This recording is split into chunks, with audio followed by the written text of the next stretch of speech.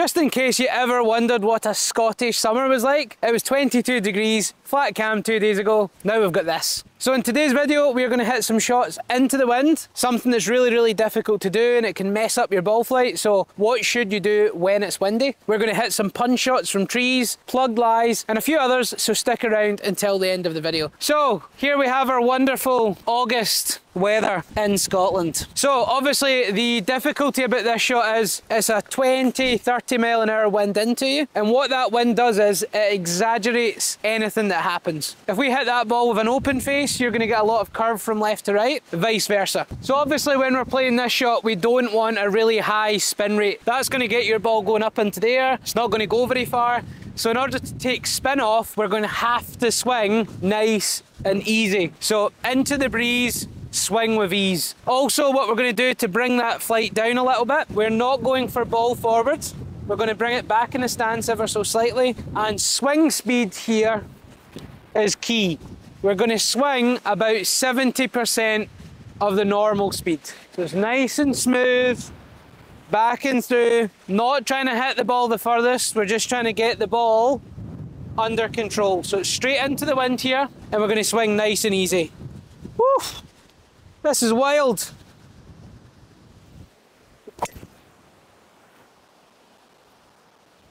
So we'll take that. The wind did not move that golf ball at all. So key points for this shot: take the spin off by swinging easy, into the breeze, swing with ease, move the ball position back, that's going to drop the ball flight. There's two reasons why the ball would be affected by the wind: really high spin rate, so swinging easy starts to alleviate that, and having the ball way up in the air. So bringing that ball back in the stance and swinging smoother is going to get that ball going under the wind. If you're someone who hits it under 200 yards, your ball's not going to be affected as much, but if you hit the ball 200 plus, these are the adjustments that you definitely have to make. Okay, so shot number 2 is a plugged lie in the bunker. We've managed to land, it's sitting down, fried egg, horrible lie. We've obviously covered number 1, which is drives into the wind. The only other note that we didn't mention, if that ball is coming off the left, obviously either align yourself to the left to allow that to come in. The way that we played those shots will take the spin off so it doesn't move too much, or if you're a right-handed golfer, you have to close the face, and then vice versa if that's a right to left wind. So plugged lies, obviously very tricky. I'm going to give you 2 options that you can play. One is easier to get out, but maybe not as much under control when it hits the green. It lands and rolls, which is option 1. And then option 2 is the higher lofted, higher spinning option, but definitely needs a bit more practice to try and carry it out. So number 1, we are just going to have the face really square. We're going to have that really square. For all of these shots, we keep the weight left. We aim for an L-shaped swing where we use our wrists and really hinge. That creates a steeper angle into the sand and helps that ball pop up in the air. The only difference is how you set up for both shots. So we've got ourselves in there, our ball is plugged underground, and option 1, we're going to play this ball just left of centre. Lots of weight on the left leg. From there we're going to have the face square to slightly closed. This takes the bounce off the club and it helps it dig into the sand more, which is what we're going to need. If you open the face, that adds bounce and it glides through the sand, so good for fluffy sand, but not so good for compact sand, wet sand, or if your ball is plugged. So given option 1 just one more go, square to slightly closed with the club face, weight left, some wrist hinge, and allowing for quite a lot of run out.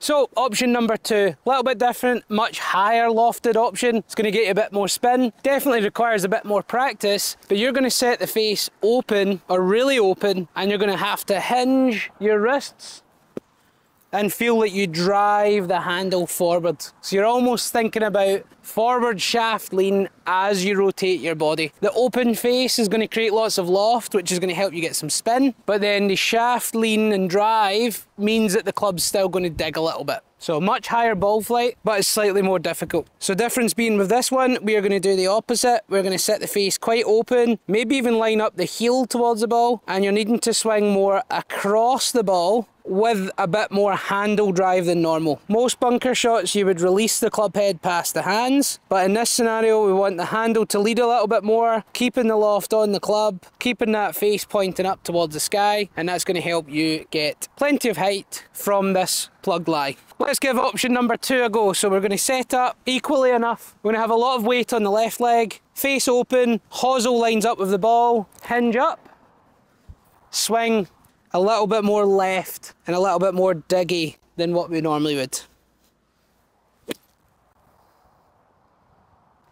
So there we go. So obviously that flight was so much higher than option 1. What I would say is if you struggle from these, do option 1 first until you can get your ball out all the time, until you're confident with number 1. It is easier. It's not under a lot of control. It is going to run out a lot, so sometimes you might get out and it might run off the other side of the green, or it might run a bit more than you would like, but it's going to get you out of the bunker. So option 1, that scenario, and only option 2, if you find that you can get it out, you just don't get it up and down as often. Or in scenarios like this, where you don't have a lot of green to work with, or if the pin's really close to you, or you're hitting onto a downslope, then you probably have to do option 2. So 2 options in a plug lie. Give those a try and comment below how you get on. I'm pretty sure we're all familiar with this one. We've found ourselves way out of position. We're in the trees. There's not really a shot to go for here, to be perfectly honest. In most cases, if we think that the average handicap golfer plays off 16, in most cases, the best thing to do is just get that ball back in play, chip it out,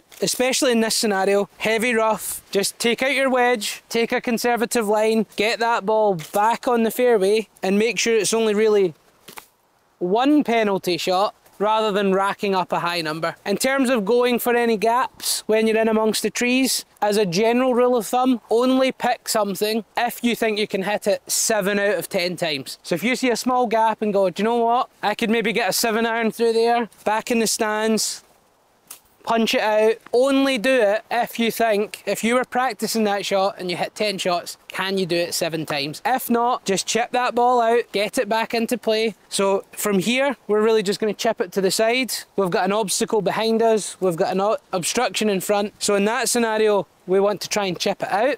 In this scenario, maybe a little bit different. Obviously, we've got a decent enough gap to go forward other than to the side. Branches up above, so don't pull out a sand wedge, lob wedge. You're just going to strike that good and hit those trees. Take something out like a 7-iron or an 8-iron. Bring that ball back in the stance so the ball launches lower. So in this scenario, hold the club tight, back in the stance, waist height to waist height. Just try and nudge it out, get it below the trees, through the gap, and try and advance it out there. That's gone a little bit too far, just the other side of the fairway. But if you had a clearer shot of it, if you could go even further forward, you would still play it the same way. You would still take less loft, bring the ball back in the stance so the ball launches lower. And that maybe went about 60 yards. If you had something like 100, but you're using a 7-iron, that might be a shoulder to shoulder swing. But again, only do it if you can do it 7 out of 10 times. And finally, shot number 4 is one of those little chip/pitch shots over a bunker. So one of the underplayed ways of hitting this shot is to just play it like a lofted chip. There's a lot of people trying to hit lob shots and throw that ball up into the air. There's lots of people just playing pitch shots.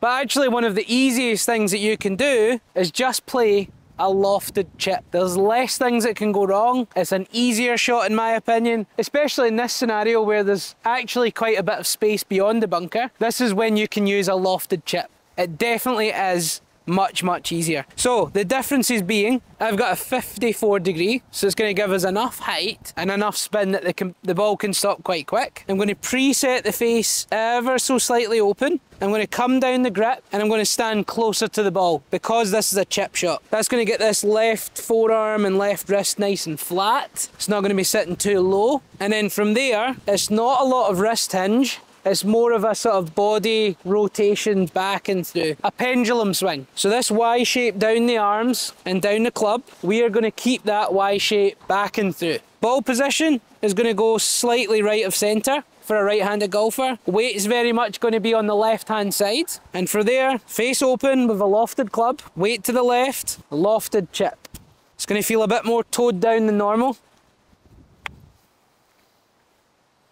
And you can see, very easy to play. You're much less likely to fat the ball into the bunker. You're much less likely to thin the ball through the back. So it's quite a nice, simple shot that you can play when you've got a bit of space over the bunker. This is downwind, that actually stopped pretty quick. If you wanted to stop quicker, you could try that with an even more open face once you start to get confident with that shot. So, back of centre, weight left.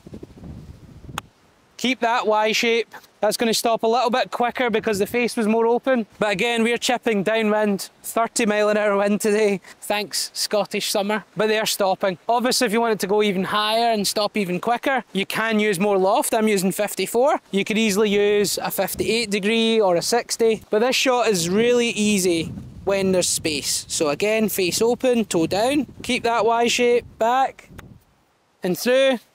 That one was a little bit heavy, but it's still absolutely fine. That face being open, the toe being down, gives you more forgiveness if you don't get the contact absolutely spot on. So there are 4 shots, really tricky ones I see golfers struggle with. Driver into the wind, exaggerates any faults. So remember, into the breeze, swing with ease. Plug lies, 2 different ways to play it. When your ball's in the trees, make sure it's only 1 penalty shot, it only costs you 1 shot. Don't let it rack up to a 7 or an 8. Or a 9. And then in this scenario, when you have space the other side of the green, definitely start to play the lofted chip. It doesn't get used as much as it should. It's a much easier shot to play than a pitch shot for most people, which is obviously when it's a bit more hinge and a bit more release, longer swing. A lot of people find that smaller swing a little bit easier to do. So try out all these things. If you found this video helpful, make sure you click that like button, hit that red subscribe button, and even click the notification bell so you're first to know about the 2 videos that come out every single week. Comment down below any shots that you struggle with on the golf course. What would you like to see covered in the next on-course golf tips video? And if you're looking for any freebies in return, check out the description link below. You can get yourself a free golf swing analysis with me by clicking the Skillest link down in the description. You'll see that over here on the screen. All you need to do, follow me on the app, send some videos through, and very, very quickly you will receive a video analysis and a video feedback with some things that you can do to improve your golf. Once again, thanks for watching, and it's time to warm up with a coffee.